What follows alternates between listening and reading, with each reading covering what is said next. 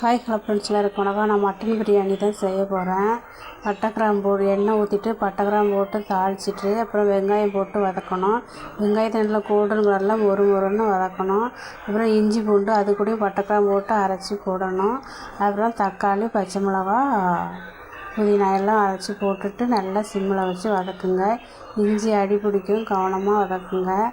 அப்புறம் நான் குக்கரில் மட்டனை 10 விசில் வச்சு வேக வச்சுருக்கேன். ஆனால் இது அவுட்டர் மட்டன், அதனால் ரொம்ப கஷ்டமாக இருக்கும். அப்புறம் எல்லாத்தையும் வதக்கிட்டு வேக வச்ச மட்டனையும் போட்டு வதக்கியாச்சு. கடையில் தான் நான் பிரியாணி மசாலா வாங்கினேன். 2 பாக்கெட்டு, இது 1 கிலோ அரிசி 2 பாக்கெட் போட்டிருக்குறேன். அப்புறம் தண்ணியெல்லாம் ஊற்றுனதுக்கப்புறம் தான் லெமன் ஊற்றணும்.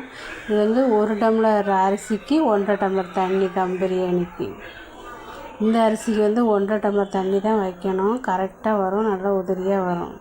அப்புறம் லெமன் ஊற்றுங்க. இந்த ஸ்டேஜில் லெமன் ஊற்றுங்க. தேவையான உப்பு காரம் எல்லாம் கரெக்டாக பார்த்துக்கோங்க.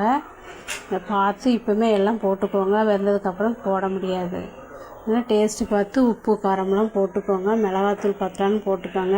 நான் 2 பாக்கெட் பிரியாணி மசாலா போட்டிருந்தேன், பத்தலை. மறுபடியும் மிளகாத்தூள் போட்டு தம்மு வச்சாச்சு.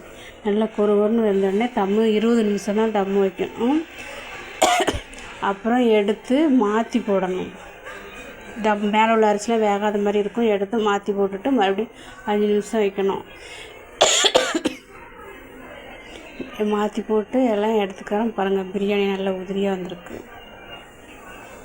1 கிலோ அரிசி கூட தான் இருக்கும். இந்த அரிசி இப்போ தான் நான் செய்கிறேன். இது டேஸ்ட் அவ்வளோவா இருக்காது, அதனால் எங்கள் வீட்டில் நாங்கள் செய்யவே மாட்டோம். எங்கள் வீட்டுக்கார் இதை வாங்கிட்டு வந்துட்டார். நான் பால் பாயசம் செஞ்சுருக்கேன். சவரிசி குக்கரில் 3 விசில் வேக வச்சுட்டேன். அப்படின்னா தான் சீக்கிரம் வேகும்னு. அதுக்கப்புறம் எடுத்து சேமியா பாலை நான் சூடு பண்ணி தான் ஊற்றுவேன். அப்புறம் சர்க்கரை போட்டுக்கோங்க. அப்புறம் பாலை சூடு பண்ணி ஊற்றிட்டு ஏலக்காய் போட்டுக்கோங்க. சீக்கிரமாக செஞ்சு முடிச்சிடலாம். என்னன்னு தெரியல, திடீர்னு ஒரே இருமலாக வருது.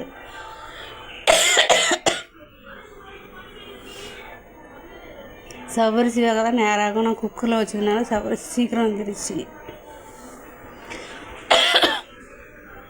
குழம்புக்கு சில்லி வாங்கிட்டு வந்துருந்தாங்க. அந்த சிக்கன் வாங்கிட்டு வந்துருந்தாங்க.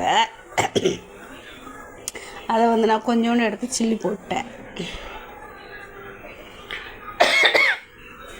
பிரியாணி, சில்லி சிக்கனு, அப்புறம் பால் பாயாசம். இதுதான் எங்கள் வீட்டு சண்டே ஸ்பெஷல்.